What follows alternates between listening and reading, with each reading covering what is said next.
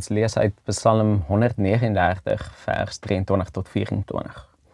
Deurgrond my, o God, deurgrond my hart, ondersoek my, sien tog my onrus raak, kyk of ek nie op die verkeerde pad is nie, en lei my op die beproefde pad. Psalm 139 is 'n besonderse psalm, waar die skrywer sy hart oopmaak voor die Here. Die psalm begin met die woorde, Here, U sien dwars deur my, U ken my. Daar is niks wat ons vir die Here kan wegsteek nie. Hy ken ons beter as wat ons onsself ken. Selfs die dinge wat ons eintlik nie vir onsself wil erken nie. Die Here sien deur daardie diepste dele van ons hart, waar ons twyfel en onrustigheid leef.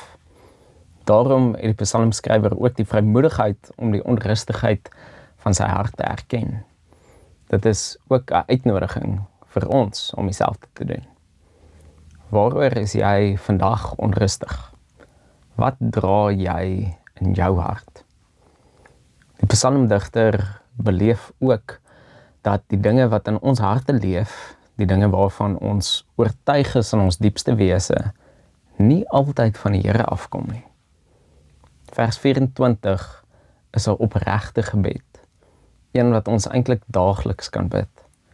Dit is 'n gebed wat sê dat ek gaan aanhou stap en ek gaan aanhou doen wat ek glo reg is, maar ook aanhou vra of ek op die regte pad is. Ek gaan nie stil sit en niks doen tot die Here vir my sê om te loop nie. Ek gaan in geloof aanhou stap, in die vertroue dat die Here sal kyk of ek nie dalk op verkeerde pad loop nie. Dat hy my op die beproefde pad sal lei. Kom ons bid hierdie woorde saam.